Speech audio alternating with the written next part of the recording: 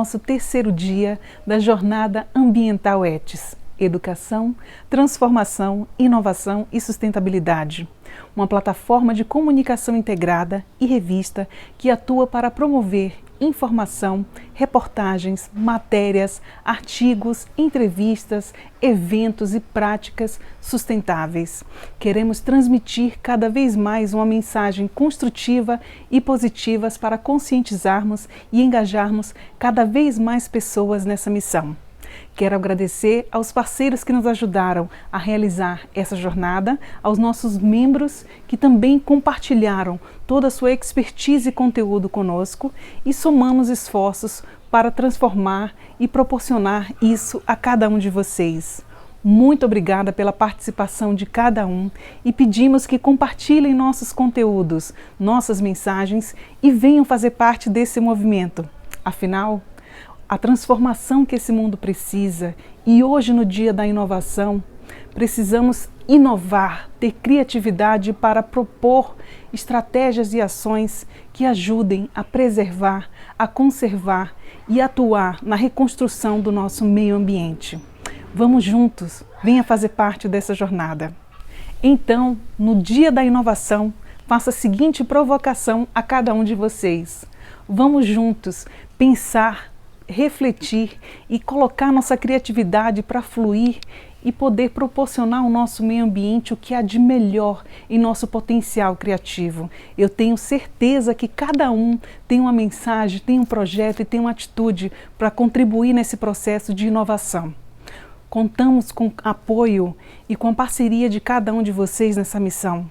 Vamos juntos. O meio ambiente precisa do nosso esforço, precisa de nossa colaboração e precisa da nossa união.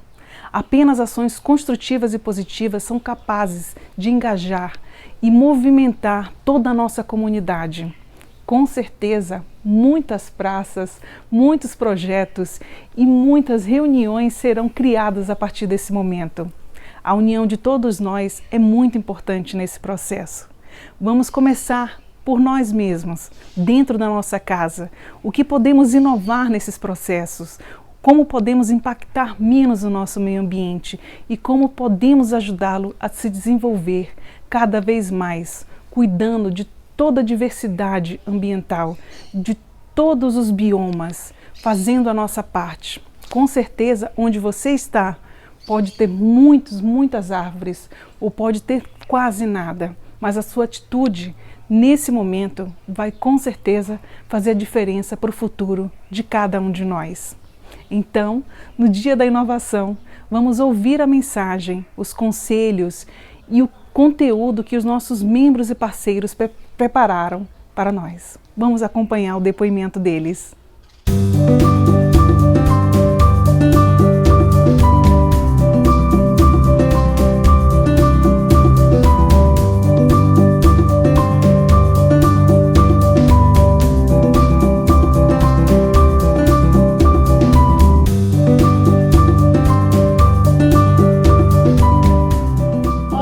Tudo bem com vocês? Eu sou a Camila Severnini, criadora e gestora de conteúdo do perfil no Instagram @econsumo.consciente e vim aqui falar com vocês sobre a letra I da sigla ETIS, que é inovação. Inovação não necessariamente tem a ver com tecnologia. É uma nova forma de pensar o mundo, pensar as coisas. Você pode inovar em atividades, em processos, em projetos, produtos, serviços. Enfim, você pode inovar em tudo, até na sua própria vida.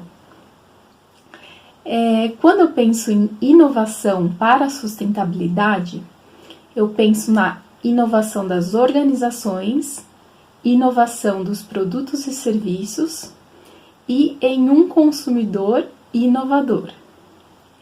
A inovação das organizações é feita quando ela é algo pensado para a empresa inteira, para a organização toda, desde a fundação da infraestrutura, quais são os materiais que vão ser utilizados na construção, se vão usar energia eólica ou energia solar, a forma como eles vão gerir os resíduos,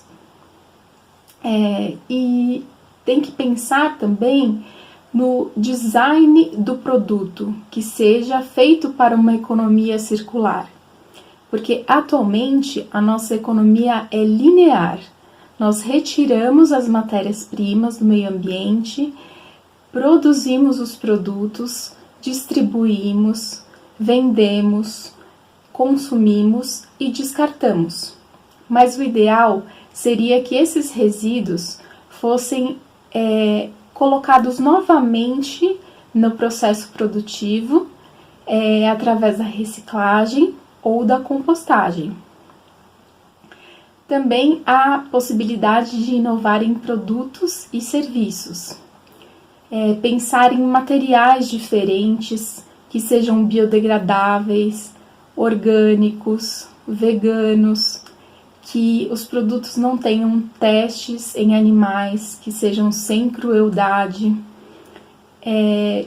Todas essas possibilidades são inovadoras. E o consumidor que é inovador, ele é consciente porque ele procura mais informações sobre os produtos e serviços que ele está adquirindo. Ele quer saber sobre os materiais, sobre a cadeia produtiva, sobre a marca, sobre empresas, sobre as ações da empresa no mercado. É um consumidor que faz reciclagem, compostagem, procura reusar os objetos, compra às vezes de segunda mão, procura comprar menos e melhor, com mais qualidade, e ter um estilo de vida mais minimalista. Então isso é uma tendência. São essas as formas de inovação que eu pensei nas organizações, nos produtos e serviços e no consumidor mais consciente, que com certeza adota todas essas inovações.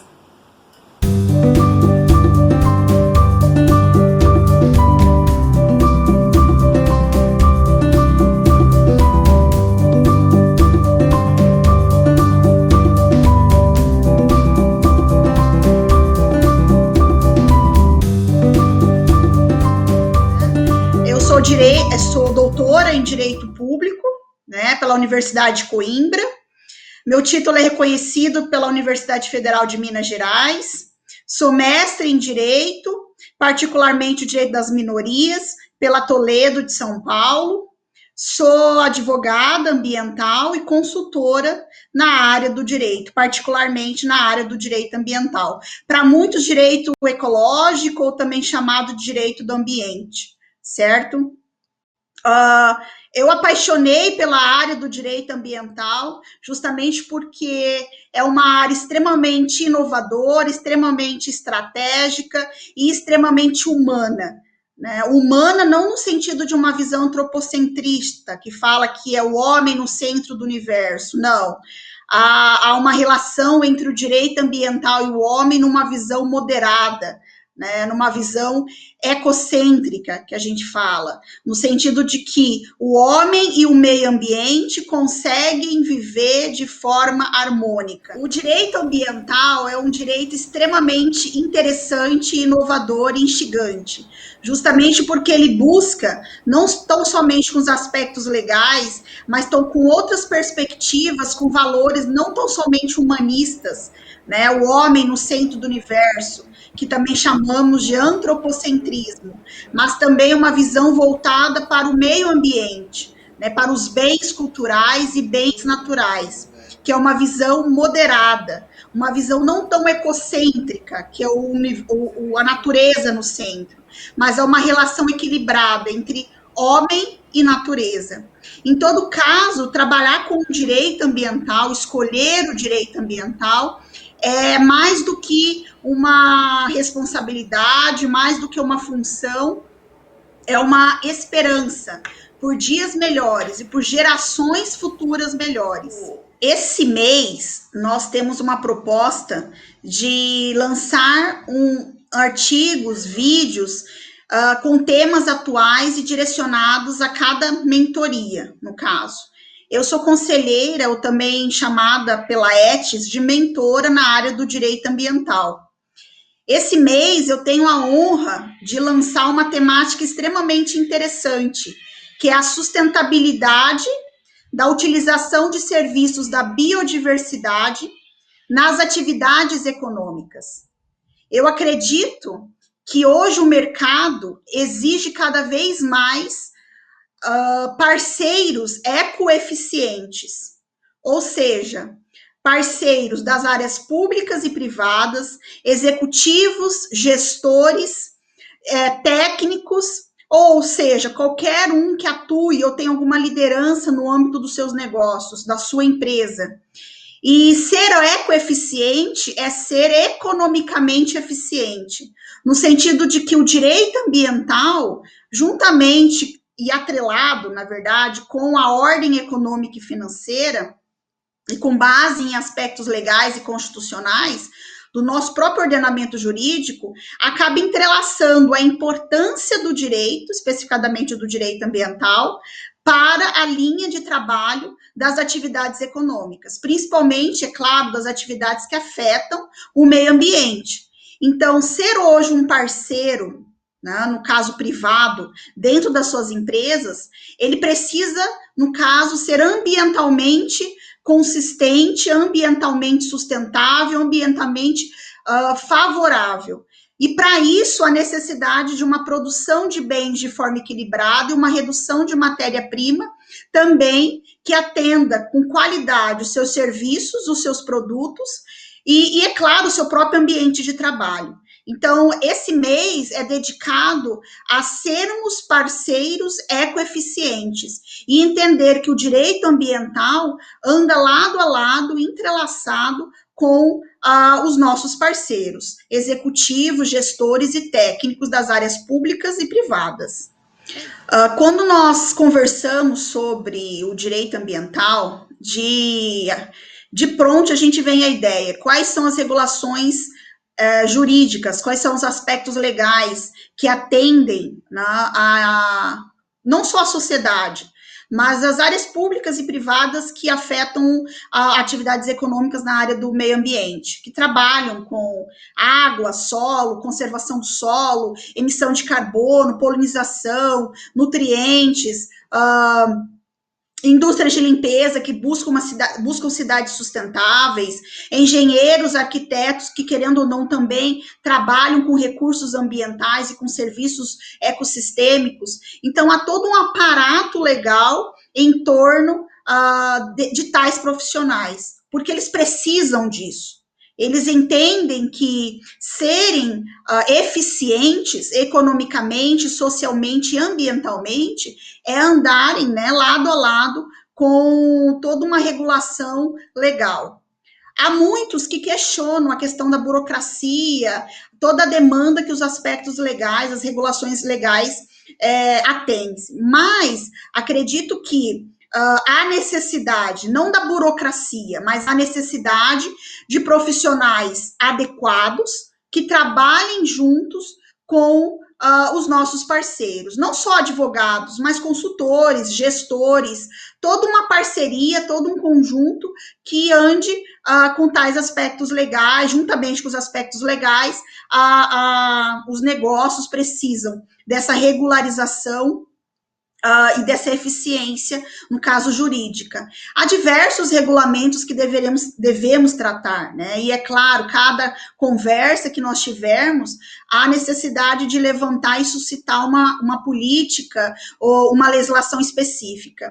Hoje, eu deixo muito claro a necessidade de primeiro momento, né, a primeiro momento, descobrirmos a necessidade de respeitarmos a nossa Constituição Federal, justamente porque o artigo 225, ele deixa claro, ele preconiza a necessidade da defesa do meio ambiente. Tanto é que um dos principais princípios jurídicos, né, um dos principais princípios gerais do direito da nossa Constituição é a defesa do meio ambiente. Além, é claro, do artigo 225. Está no artigo 170, inciso 6º da Constituição Federal, onde a ordem econômica e financeira anda lado a lado com a defesa do meio ambiente. Há outras, né, legislações. Por exemplo, a Política Nacional do Meio Ambiente, que é a Lei 6.938 de 81, ela tem toda uma regulamentação em torno da compatibilização, que de fato existe, entre o meio ambiente e as atividades econômicas. Há outras, há políticas direcionadas à gestão de resíduos sólidos, há políticas voltadas à educação ambiental, há políticas e legislações direcionadas à proteção da biodiversidade. Então, há todo um aparato legal em torno da proteção do meio ambiente, né, e que, querendo ou não, compatibiliza o desenvolvimento econômico, é claro, sustentável, né, justamente onde que há um limite a ser ponderado, um limite em torno da eficiência econômica, ou também chamamos de ecoeficiência. Mas hoje eu deixo claro a importância do artigo 225 da Constituição, onde há necessidade de respeitar um direito ao meio ambiente ecologicamente equilibrado. Obrigada por estarem até agora escutando. Eu acredito que é muito difícil e demanda tempo, né, a ouvir o outro, mas tudo que traz conhecimento e é produtivo, não só economicamente falando, mas também ambientalmente falando, vale a pena escutar e assistir. Então, eu agradeço e até a próxima.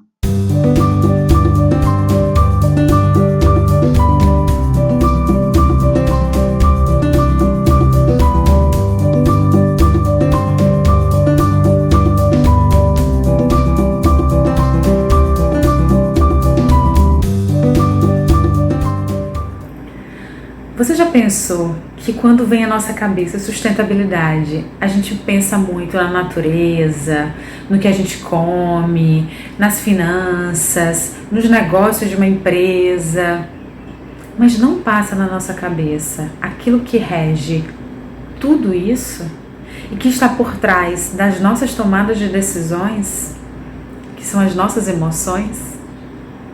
A sustentabilidade emocional é a base de qualquer sustentabilidade.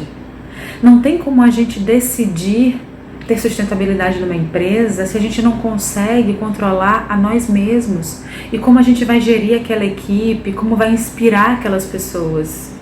Ou não tem como a gente cuidar da sustentabilidade do meio ambiente e tomar decisões para preservar o meio ambiente se eu não consigo preservar a minha paz interior.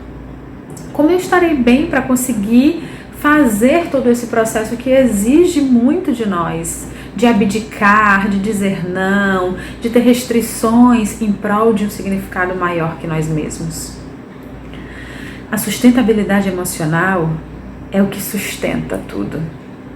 Quantas vezes você não já se pegou sem conseguir dar conta de uma meta, atingir o seu propósito, resolver um problema, porque você não teve paciência, porque você não quis negociar com aquela pessoa que te fez um mal, ou que você não acredita nela, ou porque você simplesmente estava sem energia, sem motivação?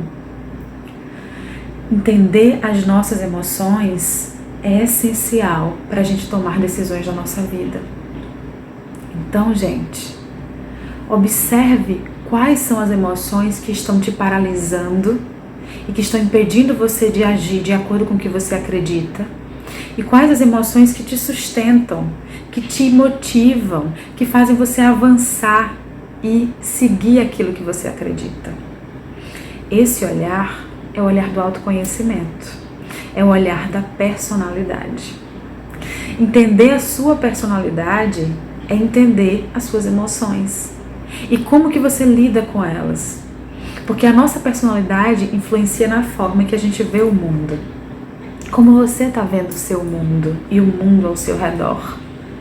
Você sente muita raiva e perde a paciência com as pessoas?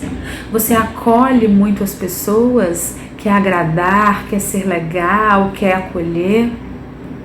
Você é super otimista e está sempre com energia a mil, né? Está sempre acreditando que vai conseguir, está sempre planejando novas ideias. Você é aquela pessoa que busca muito conhecimento, que se concentra, tem um foco e segue aquilo até o fim e esquece um pouco das relações das pessoas. Cada personalidade tem uma forma de ver o mundo diferente e isso vai ativar em você emoções diferentes. Todos nós temos todas as emoções, mas a partir da nossa personalidade, algumas emoções são muito mais fortes, são muito mais fáceis de ser ativada. E é importante a gente observar o que é que nós estamos ativando em nós com mais facilidade e se isso está fazendo bem ou mal às nossas escolhas, ao que a gente quer para a nossa vida. Não existe personalidade melhor ou pior. Existe o nível de maturidade que você está vivendo na sua personalidade. Entender ela, descobrir ela, vai te ajudar a se desafiar e melhorar ainda mais a sua relação consigo, com as suas emoções, com as suas decisões, com a sua vida. E o Eneagrama das personalidades é a ferramenta que consegue te mostrar isso. O Eneagrama divide as personalidades em 9 tipos. Todas as pessoas no mundo podem ser interpretadas, podem ser compreendidas dentro desses 9 tipos.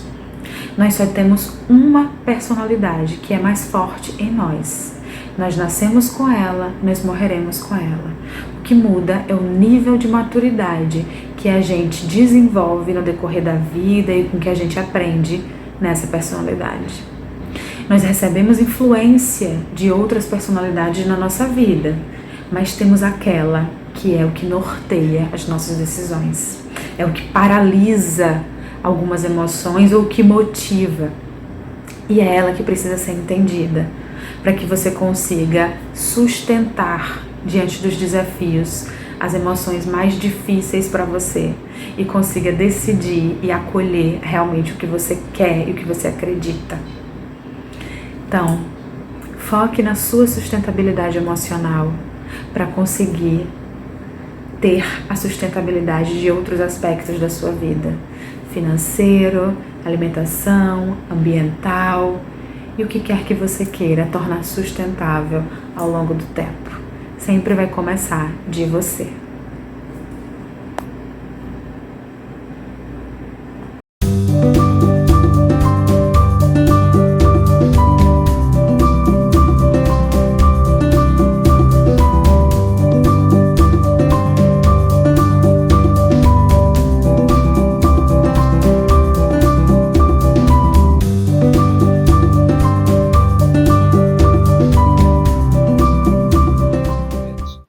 Para nós, né, que assumimos agora a presidência do Conselho de Administração da ONA, representando o sistema Unimed, para nós é uma satisfação poder, de alguma maneira, contribuir com esse esforço voltado para a sustentabilidade, para a inovação, até porque são pedras fundamentais da economia do século XXI, da economia do presente e do futuro, né? Então, os desafios que nós estamos enfrentando agora, ou pelo menos vamos encarar nos próximos anos, nesse triênio que nós assumimos, é justamente, primeiro, essa questão da saída da pandemia, afetou profundamente a economia e o tecido social do Brasil, e que, de alguma maneira, as instituições de saúde e a ONA, como parte desse sistema de saúde, vai buscar, de todas as formas, contribuir para o fortalecimento do setor de saúde, para que o setor de saúde tenha ainda mais, que já tem, uma presença importante como fator de desenvolvimento social e de progresso social para a sociedade brasileira, né?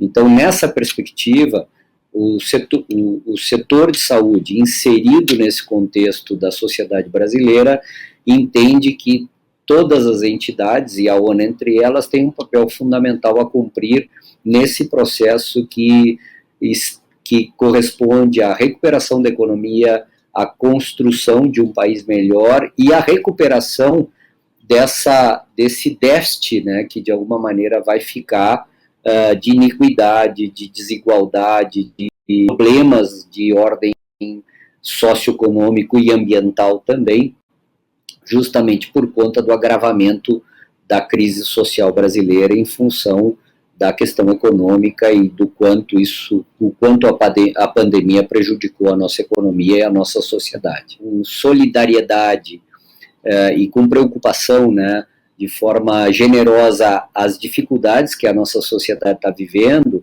mas, por outro lado, o setor de saúde ele sai muito fortalecido desse episódio histórico, né?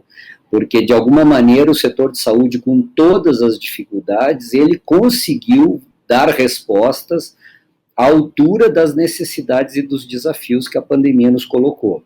Talvez até tivéssemos nos saído melhor se tivesse havido um processo de gerenciamento mais coordenado, uma articulação melhor e uma liderança nacional mais estruturada e mais organizada. Mas, de qualquer maneira, eu acho que o grande ator nesse processo da pandemia é o setor de saúde como um todo e o SUS em particular pela contribuição que vem dando a questão do Programa Nacional de Imunizações, que veja a velocidade com que, à medida que são entregues vacinas para os estados e para os municípios, rapidamente elas são distribuídas, entregues, e a população recebe o seu imunizante, então mostrando uma tradição na saúde brasileira, que tem quase 50 anos do Programa Nacional de Imunizações, né, mais de 30 anos, que de alguma maneira mostrou que está aí, presente,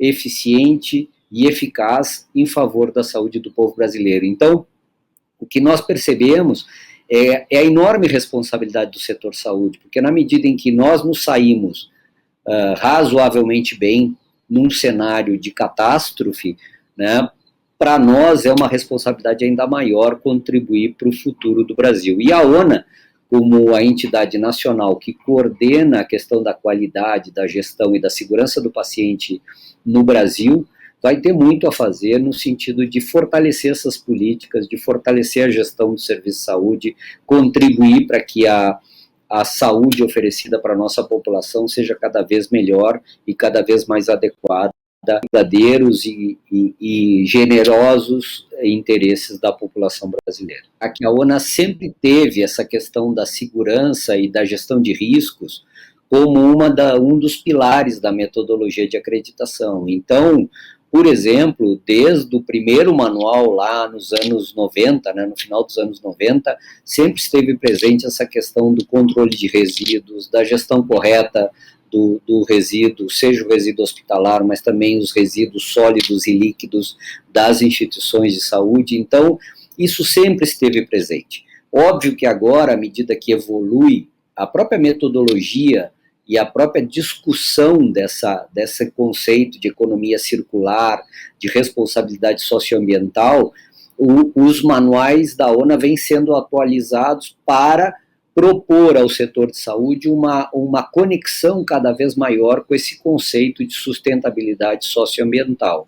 Então, os requisitos, inclusive do novo manual, que vai ser apresentado agora no final desse ano e no início do ano que vem, ele justamente traz uma série de requisitos que alinham a questão da acreditação com os conceitos de responsabilidade socioambiental e toda essa questão de economia circular, de equilíbrio energético no sentido de geração, cogeração, energia limpa, todos esses conceitos que conectam o hospital dentro dessa economia verde ou economia circular, ou ecoeficiência, vamos dizer assim também. Então, é uma evolução que tem mais de 20 anos, que ela começou com a discussão fundamental de uma gestão responsável dos resíduos, tanto hospitalares como líquidos e sólidos, e foi evoluindo para esse conceito da economia circular, da responsabilidade socioambiental